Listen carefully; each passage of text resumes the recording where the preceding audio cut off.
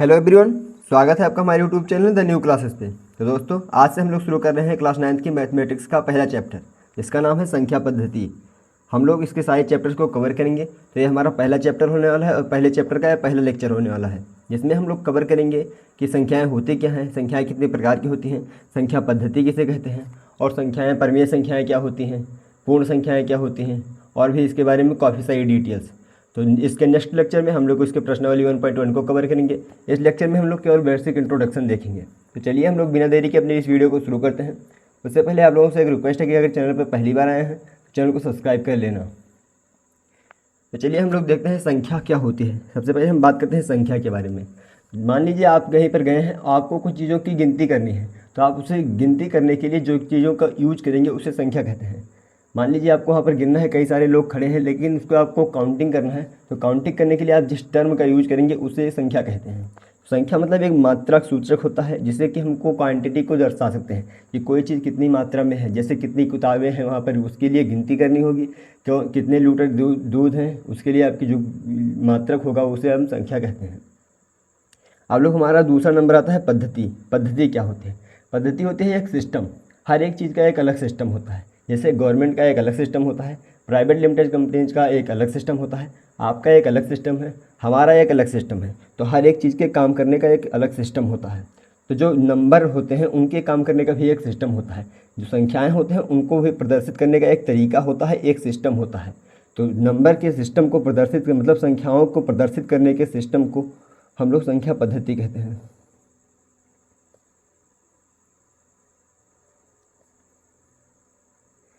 संख्याओं को व्यवस्थित करने एवं संख्याओं को प्रदर्शित करने के जो सिस्टम होता है, जो तरीका होता है, उसे हम लोग संख्या पद्धति के नाम से जानते हैं। तो आई होप आप लोगों का यह डाउट क्लियर होगा कि संख्या पद्धति होती क्या है। अब हम इसकी परिभाषा को देख लेते हैं। संख्याओं को लिखने एवं उनके नामकरण के सुव्यवस्थित नियमों को संख्या पद्धति कहते हैं। इसे इंग्लिश में नंबर सिस्टम बोलते हैं। इसे हम लोग प्रदर्शित करते हैं नंबर सिस्टम को एन से। मतलब हमें अगर कोई सिस्टम है, नंबर को प्रदर्शित करना है, कोई भी नंबर्स को, तो हम एन लिखकर उसे आगे की संख्याओं को उसको लिख सकते हैं और अनंत तक ये संख्याएं जाती हैं। इन संख्याओं की कोई लिमिट नहीं होती है। फिर इसके बाद में हम लोग बात कर लेते हैं कि संख्याओं की पद्धति के प्रकार के बारे में, कि संख्या पद्धति कितने प्रकार की होती है। वैसे तो संख्या पद्धति बहुत सारी प्रकार की होती है, लेकिन इसमें हम लोग केवल इन इम्पॉर्टेंट संख्या पद्धति के बारे में देखेंगे। जैसे होती है एक पहली संख्या पद्धति होती है दशमलव संख्या पद्धति। दशमलव संख्या मतलब पॉइंट्स में जो नंबर्स होते हैं उनको हम दशमलव संख्या पद्धति बोलते हैं। इसे इंग्लिश में डेसिमल सिस्टम बोलते हैं। फिर दूसरा आता है द्विआधारी पद्धति। द्विआधारी पद्धति को हम लोग बोलते हैं बाइनरी सिस्टम्स। फिर तीसरा हमारा आता है अष्टाधारी पद्धति, इसे हम बोलते हैं ऑक्टल सिस्टम। और एक चौथा आता है हमारा हेक्साडेसिमल पद्धति, जो कि बेसिकली कंप्यूटर्स में यूज की जाती है। रियल लाइफ में इसका कोई यूज नहीं होता, ये केवल कंप्यूटर्स में ज़्यादातर यूज किया जाता है। फिर अब हम लोग देते हैं संख्याओं के प्रकार के बारे में, कि संख्याएं कितने प्रकार की होती हैं। तो संख्याएं तो बहुत सारी प्रकार की होती हैं, जिसमें हमें पहला जो पढ़ना है वो होता है प्राकृतिक संख्याएँ। प्राकृतिक संख्याएँ को हम धन पूर्णांक संख्याएँ भी बोलते हैं। इसे इंग्लिश में नेचुरल नंबर्स बोला जाता है। अब नेचुरल नंबर्स क्या होते हैं? नेचुरल नंबर्स इन्हें हम एन से प्रदर्शित करते हैं। नेचुरल नंबर्स में होता है कि एक से लेकर स्टार्टिंग होता है और अनंत तक जहाँ तक आप गिनती कर सकते हैं उन्हें नेचुरल संख्या कहते हैं, प्राकृतिक संख्याएँ कहते हैं। मतलब इनकी स्टार्टिंग होगी 1 से 1, 2, 3, 4, 5 और ऐसे ऐसे चलता जाएगा अनंत तक, इन्फिनिटी तक। मतलब 1 से लेकर जो अनंत तक संख्याएँ होती हैं उन्हें हम प्राकृतिक संख्याएँ कहते हैं। और ये संख्याएँ नॉर्मली यूज करी जाती हैं गिनती के रूप में। चलिए अब हम लोग इसकी परिभाषा को देख लेते हैं। तो जिन संख्याओं की सहायता से हम गिनती का काम लेते हैं या जिनकी सहायता से वस्तुओं की गणना की जाती है। मैंने बताया ना कि आप लोगों को अगर किसी चीज़ को गिनना है या किसी चीज़ की तुलना करनी है, तो उसलिए जो वस्तुओं की गणना करनी है उसके लिए जो टर्म यूज होगा उसे संख्याएँ कहते हैं। उन्हें प्राकृतिक संख्याएं कहते हैं। इन्हें यन से प्रदर्शित करते हैं। मैंने पहले ही बता दिया, प्राकृतिक संख्याओं को यन से प्रदर्शित करते हैं। और सबसे छोटी प्राकृतिक संख्या 1 होती है, क्योंकि इनकी स्टार्टिंग जो होती है वो 1 से ही होती है, तो इसलिए सबसे छोटी प्राकृतिक संख्या 1 ही होती है। अब चलिए हम लोग चलते हैं नेक्स्ट टॉपिक पर।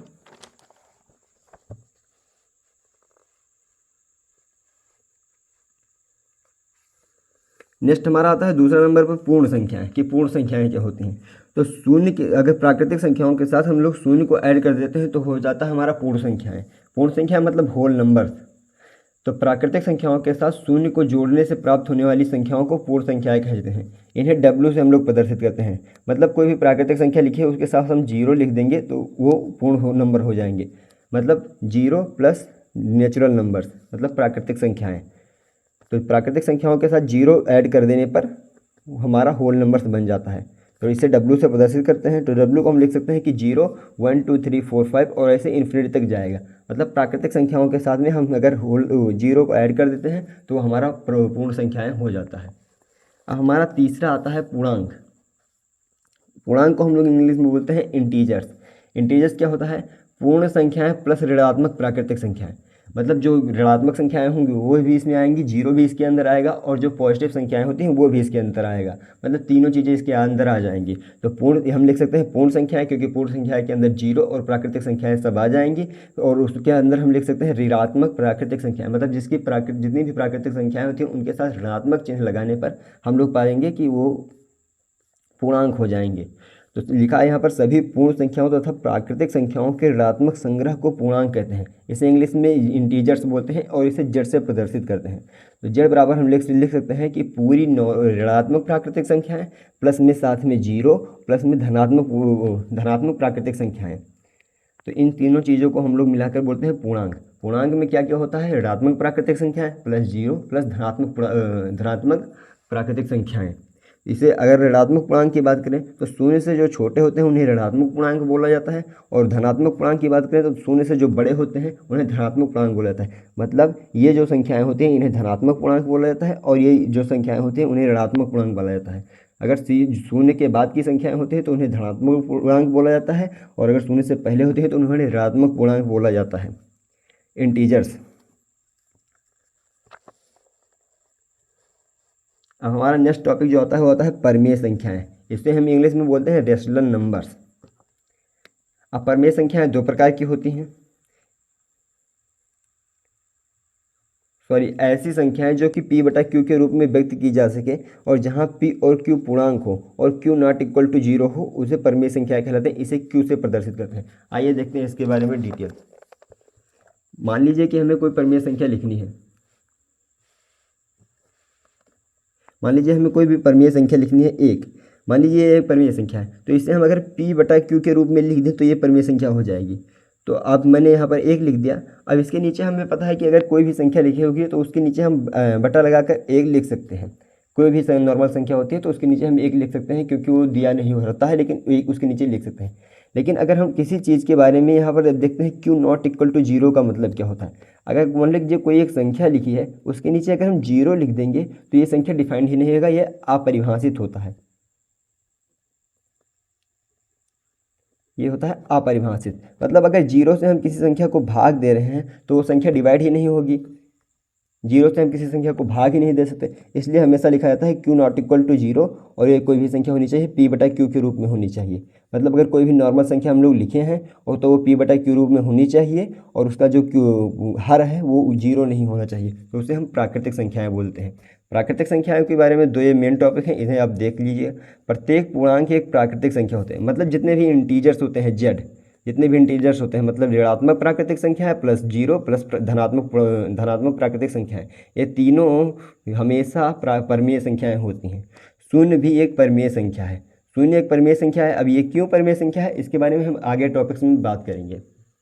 तो हमारा फिर पांचवा आता है हमारा तुल्य परमेय संख्या। तुल्य परमेय संख्याओं को हम लोग भिन्न परमेय संख्याएं भी बोलते हैं। इन्हें हम भिन्न परमेय संख्याएं भी बोलते हैं, जिसे इंग्लिश में बोलते हैं इक्विवेलेंट रेशनल नंबर्स। इसे इंग्लिश में बोलते हैं इक्विवेलेंट रेशनल नंबर्स। अब हम लोग इसके बात करें हर और अंश में समान अंक से गुणा या भाग। अब इसका क्या मतलब होता है? मान लीजिए मैंने एक संख्या यहाँ पर लिखी है 1/3, ये हमारी एक संख्या है। अब इसकी हमें तुल्य परमेय संख्या निकालनी है, तो अगर अंश में इसके हम 2 से गुणा करेंगे तो इसको हर में भी हम 2 से गुणा कर सकते हैं। 2 से गुणा करने पर तो ये 2/6 हो जाएगा। अब इसके आगे और भी निकालना है तो हम आगे इसमें 3 से गुणा कर देंगे, 3 से गुणा कर देंगे, तो ये जो 1/3, 2/6, 6/18 हो, ये तीन जो संख्याएं हैं ये तीनों बराबर हैं। मतलब ये एक दूसरे के बराबर हैं। अगर इसको हम काटेंगे तो सेम चीज़ प्राप्त होगा। तो मतलब इसलिए हम इसको लिख सकते हैं कि ये तुल्य हैं, एक दूसरे के बराबर हैं, तो इसलिए इन्हें तुल्य परमेय संख्याएं कहते हैं।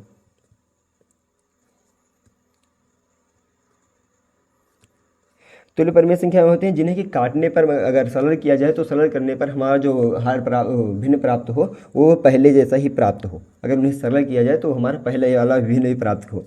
तो यहाँ पर लिखा हुआ है किसी भी परिमेय संख्या की तुल्य संख्याएं उसके हंस और हर में एक ही संख्या से शून्य के अतिरिक्त, क्योंकि अगर आप शून्य से गुणा कर देंगे या भाग कर देंगे तो सारी संख्याएं जीरो हो जाएंगी, तो उसका कोई मतलब नहीं होगा। तो शून्य के अतिरिक्त से गुणा या भाग करने पर प्राप्त संख्याएं होती हैं।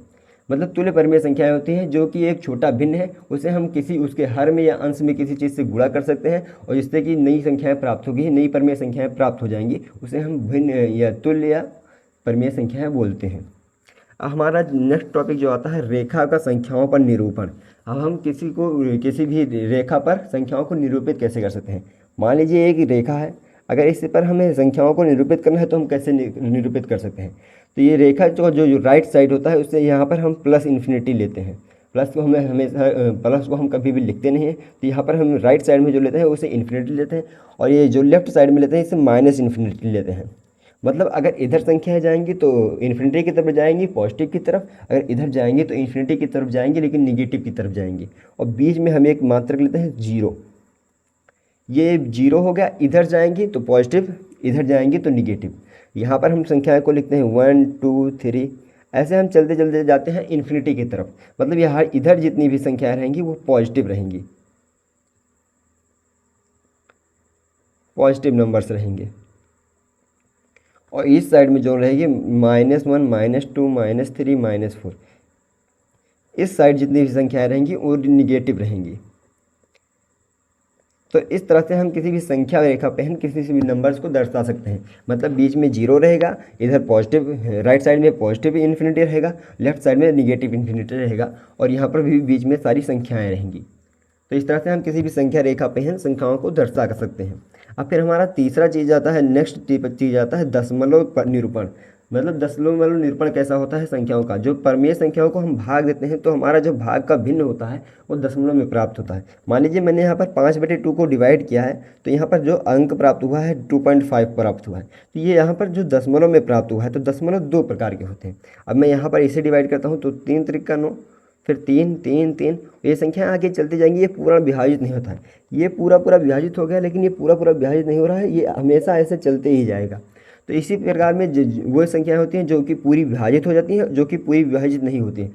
तो दो प्रकार की होती हैं दशमलव संख्याएं, जो कि पूरी विभाजित हो जाती हैं उन्हें हम शांत दशमलव संख्याएं बोलते हैं, और जो पूरा विभाजित नहीं होते हैं उन्हें हम अशांत दशमलव संख्याएं बोलते हैं। मतलब अगर जो लास्ट में पूरा कट जाए उसे हम शांत बोलेंगे, जो पूरा न कटे वही संख्याएं डिवाइड लौट कर वापस आती हैं उन्हें अशांत बोलते हैं।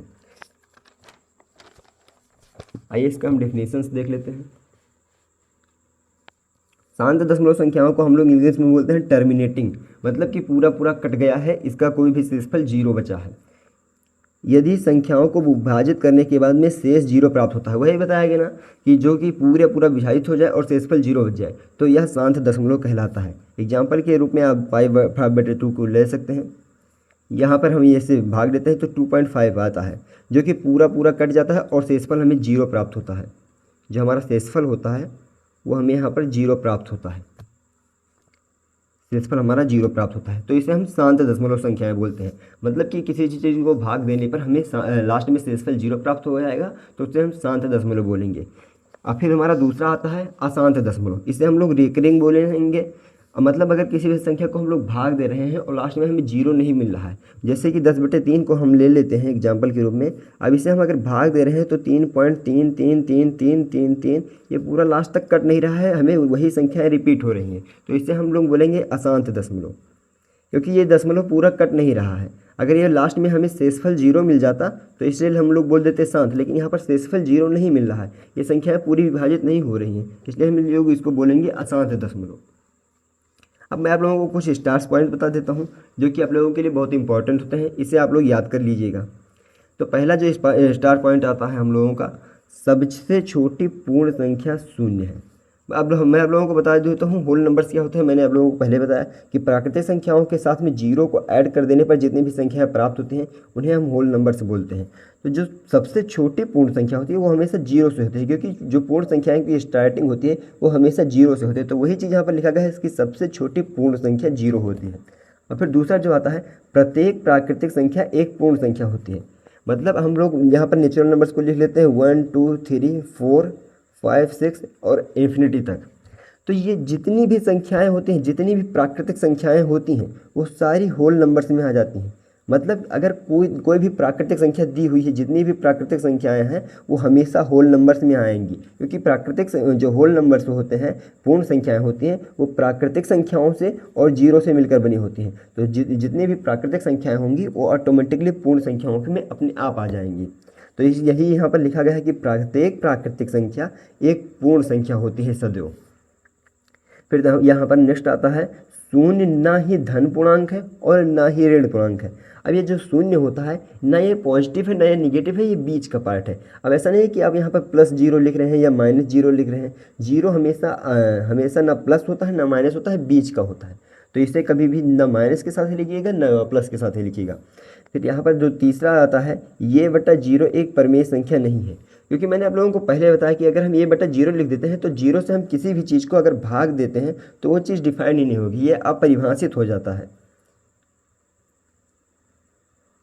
ये अपरिभाषित हो जाता है, ये डिफाइन ही नहीं होता है, क्योंकि 0 से किसी भी चीज़ का भाग देना संभव ही नहीं है, ये अपरिभाषित हो जाता है।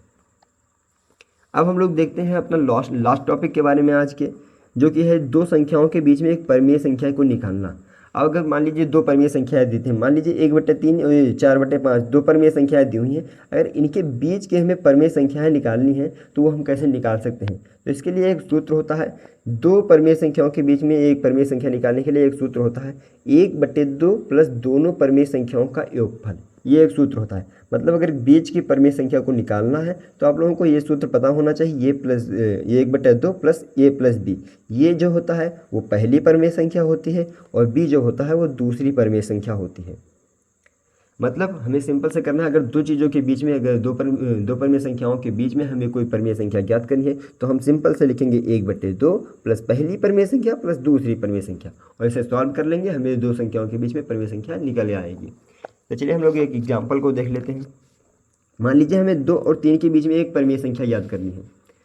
मान लीजिए हमें 2 और 3 के बीच में एक परिमेय संख्या याद करनी है। तो अब हम लोग सिंपल से अपना फार्मूला लगाएंगे, 1/2 पहली संख्या प्लस दूसरी संख्या। अब हम लोग इसे हल कर देंगे, 3 2 5/2। ये हो गई 2 और 3 के बीच की परिमेय संख्या। 2 और 3 के बीच की परिमेय संख्या 5/2। अगर इसको सरल करेंगे तो 2.5 आएगा। तो 2.5 आ रहा है, जो कि पहले बात है कि 2 और 3 के बीच में आ रहा है। 2 और 3 के बीच में 2.5 एग्जिस्ट करता है, मतलब कि ये एक परिमेय संख्या है जो कि 2 और 3 के बीच में आ रहा है।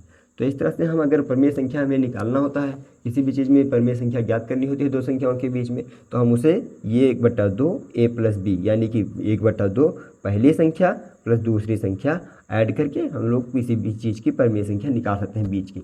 ये एक मेन टॉपिक आता है, दो संख्याओं के बीच में अनंत परिमेय संख्याएं निकाली जा सकती हैं। अब ऐसा कोई तो ज़रूरी नहीं है कि 2 और 3 के बीच में केवल एक ही परिमेय संख्या स्थित हो। 2 और 3 के बीच में अनंत परिमेय संख्याएं हो सकती हैं, जैसे 2.1 2.2 2.3 2.4 2.5, जिन्हें हम भिन्न में अगर बदलेंगे तो परिमेय संख्या बदल जाएगी। तो इस तरह से हम लोग दो संख्याओं के बीच में अनंत परिमेय संख्या निकाल सकते हैं। तो बस आज के इस वीडियो में यहीं तक, हम लोग मिलेंगे नए वीडियो में। अगर वीडियो अच्छी लगी होगी तो इसे अपने दोस्तों के साथ शेयर करना। नेक्स्ट लेक्चर में हम लोग इसके एग्जाम्पल्स को कवर करेंगे और प्रश्नावली 1.1 को हम लोग पूरा खत्म करेंगे नेक्स्ट लेक्चर में। नेक्स्ट लेक्चर में हम लोग प्रश्नावली 1.1 को पूरा खत्म करेंगे और जो इसके एग्जाम्पल्स बचे हुए हैं उनको भी अच्छे से कवर करेंगे। तो चलिए हम लोग मिलते हैं नेक्स्ट लेक्चर में।